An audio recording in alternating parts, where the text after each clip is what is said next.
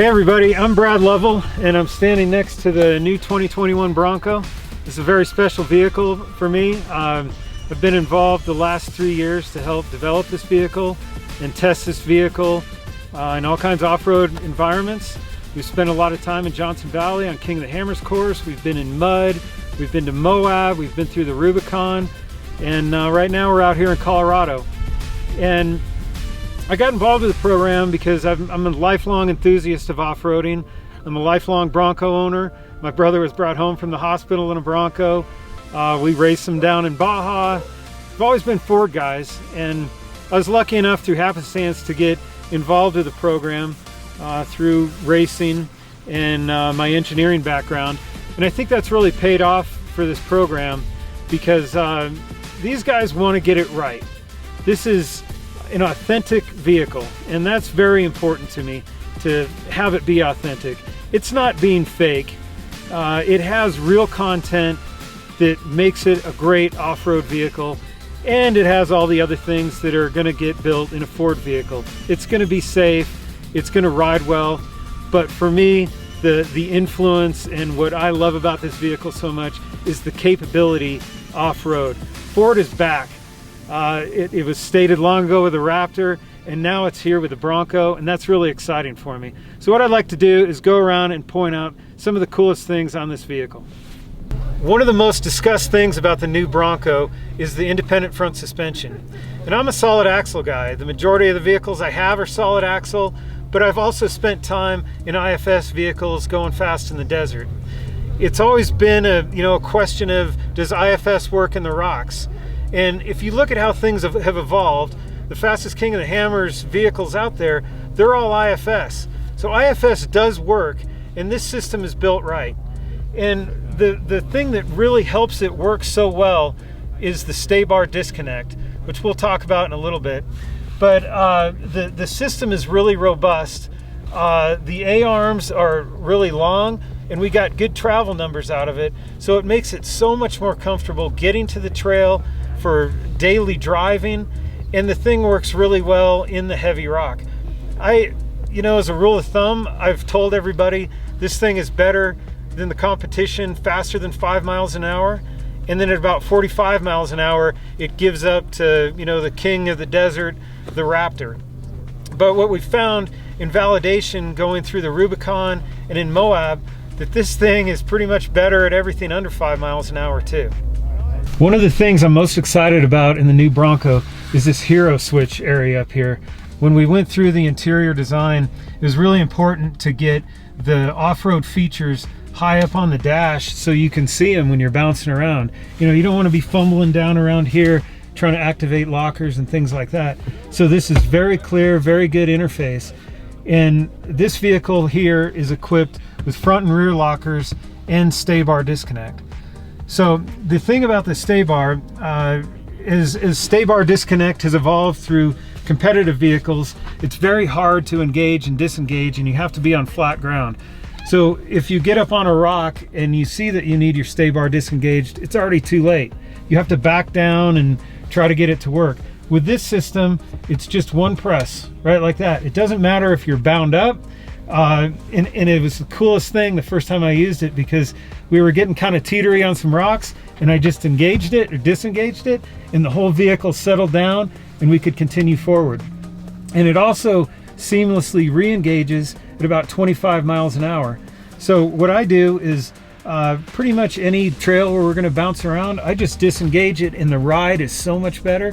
And then it seamlessly engages above 25, and then it'll re-disengage when you go back down below 25.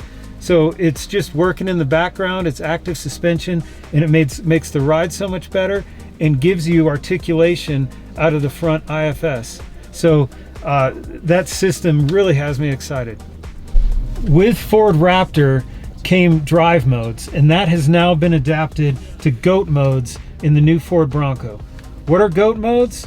Well, you have different modes for different off-road situations, whether it's slippery and snow, sand, mud, ruts, Baja mode, rock crawling mode. So you kind of have a mode for every type of terrain you're going to experience in this vehicle. So for example, if I select Baja mode it's going to change not just putting it into four-wheel drive, but it's going to change the shift schedule, the throttle map, the ABS system, the stability control. So all these things that keep us safe and secure in an on-road environment, we can now affect so that we have better performance in an off-road environment. And those things, like ABS, for example, can kind of conflict. What's good on-road isn't so good off-road. So when you use GOAT modes, it affects that such that you can have the best performance off-road, whether it's crawling in the rocks, on snow, mud and ruts, or my favorite mode, which is Baja mode. All right, in the dash here, we have different off-road modes. So you can see the vehicle isn't running right now, but this first mode shows you pitch, roll, and steering angle. And that can be really helpful because knowing your max pitch and cross slope angle, it can, a lot of times when I'm off-roading, if there's a lot of exposure, it feels a lot different than if you're like in a ravine. So you can use these gauges to calibrate yourself. Sometimes you'll forget where the wheel is, where your wheel center is. So this display really helps with that. It also shows you states, if you're in four-wheel drive, two-wheel drive, if you have your lockers engaged, trail turn assist. Cycling through, we have a larger pitch and roll screen. And then one thing which I think is awesome, it tells you your tire pressure right on this screen here. So in desert racing, it's hard to tell if you get a flat when you're going fast, and you want to know your tire pressure, and you pay a lot of money for those systems. That's all integrated through TPMS, and we can see the different pressures right on the screen here. We also have gauge modes for more precise measurements in each gauge. It's not just going to tell you if it's too hot or too cool, it's going to give you the actual measurements. Turbo boost, oil temperature, battery voltage. So all these things that for an auto enthusiast like me that I really want to know what's going on, we can now dive back in and see that in the vehicle. When the Ford engineers were looking for the best solutions for the Bronco, how to make it the most capable, they really got into the community with King of the Hammers, with the desert racing, and really looked at all the latest technology. And when we're racing in King of the Hammers, what we do a lot of times is use the front end to drag the rear end around, and we're braking individual tires in the rear. And that's possible in the new Ford Bronco, which is pretty amazing to me. The first of which, we can engage only the front locker without engaging the rear locker, which is really advantageous, again, to drag the front around. And the other thing we can do, with or without the front locker engaged, is activate trail turn assist. What does that do? It's like a cutting brake. It'll brake this rear tire and have the other tires pulling.